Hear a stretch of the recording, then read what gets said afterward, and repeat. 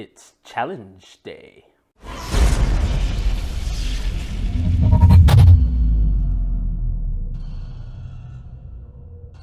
What's good, everybody? Welcome back to my channel. Today is a very big and special day for me. I'm super excited because today we finally get to try out the Blackmagic Ursa Mini Pro against the C200. Now this is not going to be some in-depth scientific tests.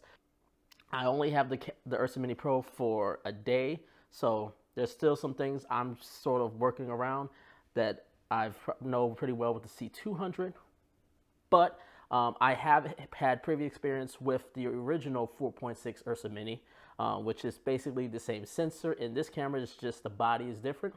But today I want to sort of go into, how these two cameras compare to one another in terms of dynamic range, skin tones, image quality, also how they handle in underlit situations, ergonomically, workflow, and things like that. So first off, I want to start off with the bodies of the cameras. Let's start off with the Ursa Mini Pro. There is definitely, in terms of weight, there's definitely a significant difference in terms of the weight of this bad boy, the Ursa Mini Pro. This dude, it is a beast of a weight. Personally, I would not recommend trying to do this all day. Now, you definitely can hold it handheld. I would probably be something like this, where you hold it close to your chest and with the monitor out as so, and you just sort of monitor it this way. This is a great way, but trying to do this all day, if you're doing this for an all-day shoot or like a running gun, handheld is not necessarily the way I would go. I would definitely have this on sticks, either a very, very, very good monopod like the Cerebro monopods, or what I more recommend is keeping it on some sticks, some tripods, and things like that. C200, on the other hand, it feels so much different than that one. It's definitely not the lightest cameras of the bunch. The EVO 1 and the FS5 are definitely a lot lighter than this camera, but compared to this, I mean, I could toss this thing around like a basketball, and it feels pretty good in the hand, especially with a heavier lens like the Sigma 1835. This is balanced out pretty evenly, whereas this camera, I feel like it's balanced pretty well, but then once you add a heavier lens, you definitely feel the brunt of the weight to it. Now, what I will speak about this camera for this one, now both build qualities are great. Both build qualities are done very well, but the Ursa Mini Pro, with its metal body, I feel like I can go to war with this camera compared to the C200. I mean, the C200 is still pretty solid. It's really built. I believe it's weather sealed, though I'm not entirely sure, so don't completely quote on me.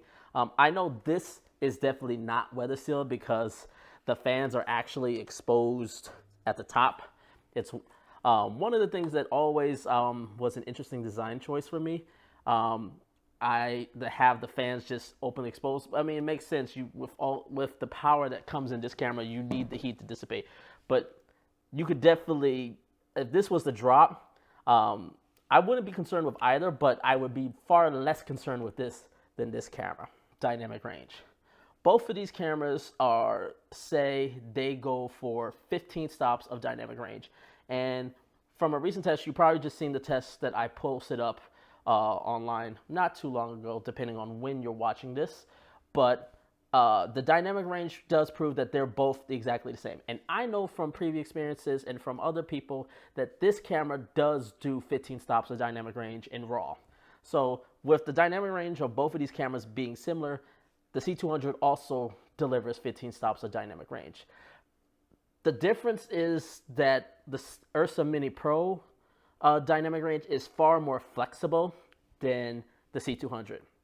And the reason why is because C-Log2 is such an aggressive log codec. In order to really maximize C-Log2, you need to have 12-bit.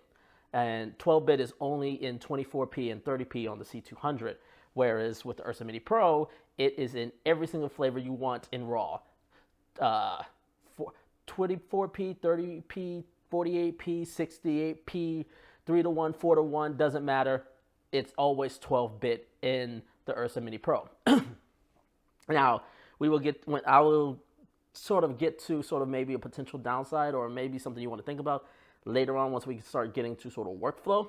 But just in terms of dynamic range, they both deliver at maximum capacity. They both deliver 15 stops of usable dynamic range. Let's go into workflow and ergonomics in terms of the production side of things. So in terms of that, ergonomically, I enjoy the C200 a lot more. It's a lot more compact, not just with weight, but just how I can just disassemble it. Because I could basically take this whole thing off right here, you know, in one quick sweep.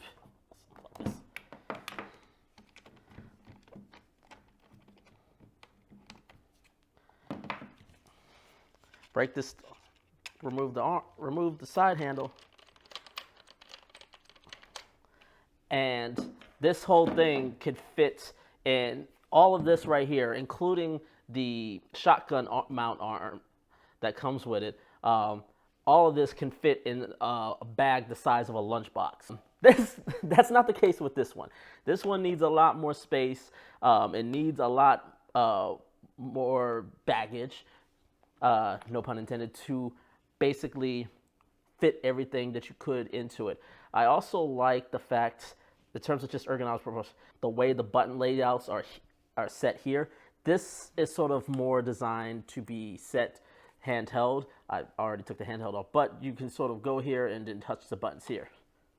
With the Ursa Mini Pro, if you're going to go handheld, you really have to do it through the touchscreen monitor in that format. But really, the camera is really designed to be on the shoulders and sort of playing with the buttons with the EVF. That's really how this camera is sort of really designed to go with.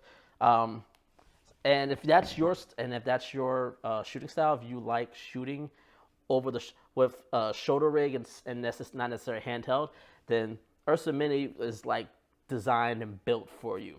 But let's get into the main ergonomic difference. I mean, both of them got dual SD cards. Now, the Ursa Mini Pro has 2 CFast cards, whereas the Canon has only 1 CFast card slot. And that definitely helps with 4.6K or shooting at any RAW at 60p. And the reason why I say that is because, at least 4.6K. At 4.6K 60p, you can't record RAW to 1 CFast card. You have to use both SD cards to record 4.6K RAW. Otherwise, in about like 5 seconds, it will just stop recording. It will just say it's not, there's not enough speed. It's way too much data, even at 4:1 compression. So that's sort of the downside. You will definitely need 2 CFast cards, or you're going to have to buy Blackmagic's SSD adapter that you could put in the back and put SSDs. You could go that way. However, that just also remember that's adding more weight to the camera, which is already a heavy camera. But like I said, if you're going over shoulders and you're okay with that extra weight and that length, works for you. Whereas the C200, even though it has only 1 SD card, you can get all the RAW codecs and flavors you want on this camera. But the main ergonomic difference to me that is just blatantly aware is the autofocus. As we all aware, the C200 has dual pixel autofocus, and it has drastically changed my workflow and how I work with cameras, especially to have that in the RAW setting. It's made my work so much easier.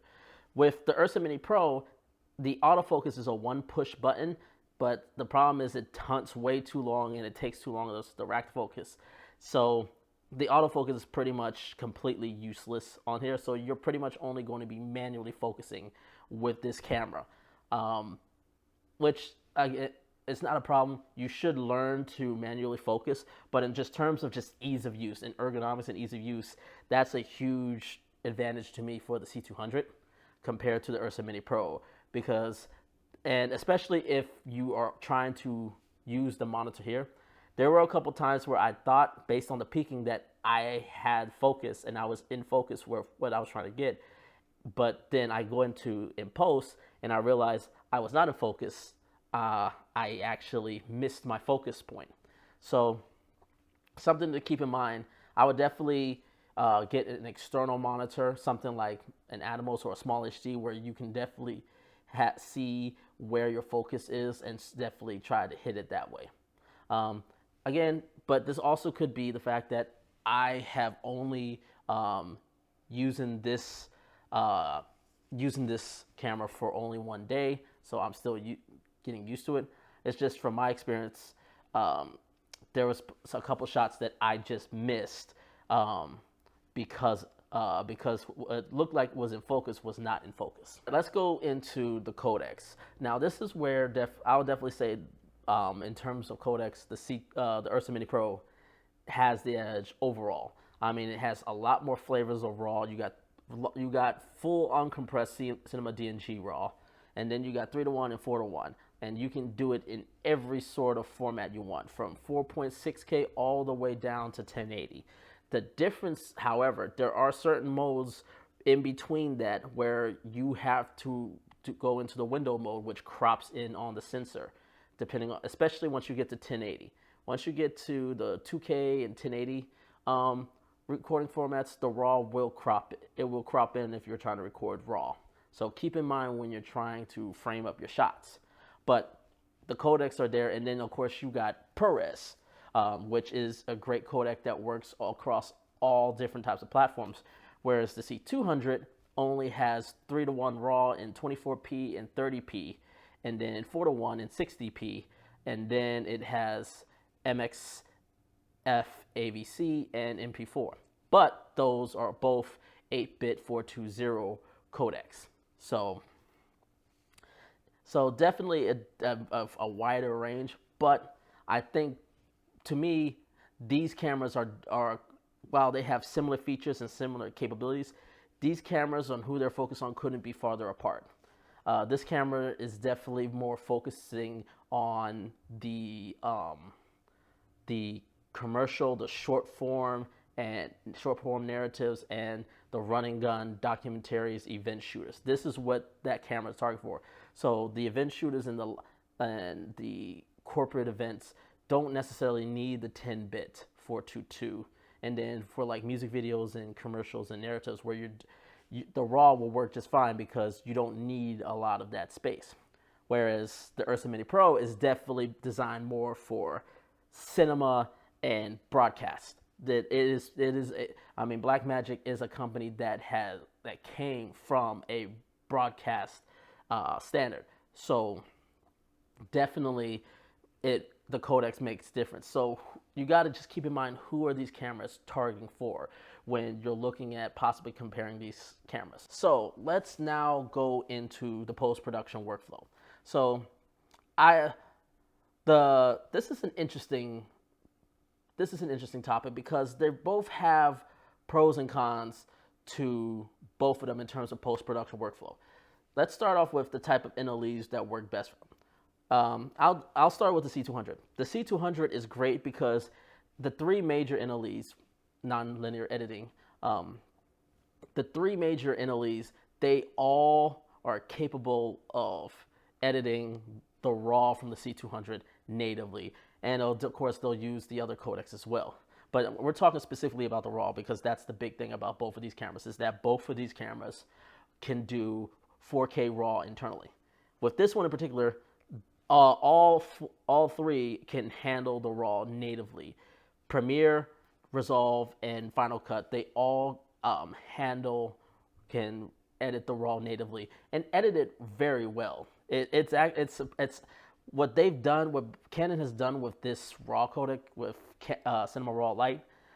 It works amazingly well with this. I've been editing on my laptop, my 4K laptop, for doing most of my editings, and it will handle this extremely well. It handles it for the most part flawlessly. Now at full blast, there's definitely some lag, but once you get to like half speed or quarter, or like half resolution or even quarter resolution, it works perfectly. With the Ursa Mini Pro, it's basically best to work with DaVinci Resolve. I think Final Cut you can edit it natively. I'm not sure. I know you can't edit it natively in Premiere, but but Resolve is the one that offers the best NLE for the Ursa Mini Pro, which makes sense. Blackmagic is the one who owns the Resolve editing platform. You're sort of limited to what type of post-production software that you can use to edit with the Ursa Mini Pro, but to me that sort of flatlines out, especially since what happens with Resolve 15 with the recent beta version they released. With the release of beta 5, what they have done is not only, I mean, you always could edit the Blackmagic Ursa Mini Pro in there natively without problems, but now with beta 5, you can do the same thing with the C200. So almost everything you can do to the Ursa Mini Pro in DaVinci Resolve, you can now do it in with the C200. There's only two areas where it doesn't work as clean as this one, and that is changing the gamma and the color science, which you can't change it in the raw tab, but there is a workaround where you can change it in the node, and it works that way, and it works just perfectly fine. So you got the full flexibility of the raw, and that you could change in Resolve right there, and you can edit natively on both of these cameras easily if you have the computer to work with it. So both of these cameras, no matter what you're editing on, they can handle the process. As long as your computer has the graphics card fast enough to handle it, both of these will work perfectly fine. This has ProRes, which works natively well with DaVinci Resolve. If you're going to do DaVinci Resolve with the C200, I recommend using that's not RAW. I would go with the MXF AVC codec, not the MP4. The MP4, I've had experience where it causes problems. So, but I haven't had that issue with the MXF file. So I would definitely say use that one. It eats up a little bit more data than the MP4, but not by that much to where I say it warrants halting it. Now let's talk about price. Body alone, if you just go with the bodies alone, both of these are at $6,000. However, how the bodies what they come with is different. With the Ursa Mini Pro, you get the side handle and you get the body. You have to add the battery plate and then the battery itself. Where if you want to go with Go mounts or V mount is up to you. Whereas the C200, the only thing you get is the battery and the body itself. The handle, the cable, which this 3-inch cable is ridiculously expensive for a cable like this, and the monitor all have to be purchased separately. So if you're just factoring these stuff to get it up and running, the C200 is, if you're going to go with the B version, the C200 is priced a little bit higher. It'll be a little bit more expensive to get this than it is just to get this setup. So we're just talking about batteries, being able to view something, and a side handle, just up and running and going. Now you could both add Now you can have EVFs to both of these. The EVF for this one is like $1,500. And you can add a shoulder rig to this one. But honestly, I would recommend getting the shoulder rig again. Even if you don't decide to go with the EVF, you may decide to go with something like a small HD focus monitor and just sort of arm it off to the side, which is perfectly fine. I just would highly recommend you getting the shoulder rig simply because this camera is made to be on the shoulder. This camera's sort of been made to be handheld. So when you factor in the shoulder kits, it's sort of level, and then the small HD, focus or some other external monitor, the prices actually sort of even out. So price-wise, they're pretty much about the same. I've been talking for a little bit. Between these two cameras, the Ursa Mini Pro and the C200, which camera is the better one to me? Well, neither. Both of these, as I said earlier on, both of these cameras are great for what they do. This is a pure cinema broadcast camera. This camera is designed for high-end cinema, high-end broadcast. This is more of a niche commercial music video event shooting camera. So they both have they target different markets. So depending on if you're someone that does a lot more running gun, you're doing a lot more music videos or short form narratives and any sort of short creative content, or if you're just delivering something to the web where you don't necessarily need the 10-bit 422, the C200 is perfect. The autofocus is out of this world. The ergonomics on this camera is like, it just works flawlessly and perfectly. This to me is definitely for that. Now, if you are somebody that has sort of more of a team, whether if it's a small team of like 2 or 3 or a large team, and you're definitely doing a lot more broadcast work, where you have to deliver broadcast standards, or you're doing a lot of high-end cinema cameras, and maybe you're working with an Alexa, this is the perfect camera for you. I ran over the images a little bit, but this camera right here is probably one of my favorite images to come out of a camera. This camera is the only camera I've seen that comes close to the ARRI cameras, the ARRI Alexas and the Miras, which gives you that film look. A digital cinema camera that looks like film. That's what this camera does, and I love my C200, and honestly, I still would choose the C200 just because of how I work. I would choose the C200, but in terms of image-wise, to me, this is a better image. But I just love the workflow of the C200. With the C200, I never have to stress. I never have to stress if I miss focus. I never have to stress if I'm in the right settings. I never have to stress about post work because everything just works. With this camera, with the Ursa Mini Pro, you're definitely going to have to make it work a little bit more for you. But doing so will produce you some of the most amazing images you will ever see. But this is my comparison of the C200 versus the Ursa Mini Pro. Hopefully you enjoyed this. Make sure to leave a like, leave a comment below, and let me know which one of these cameras would you, if you had to choose, you had to pick between these two cameras, which one would you choose? The C200 or the Ursa Mini Pro? Leave a comment below. Make sure to hit that subscribe button. And until next time, take care, guys.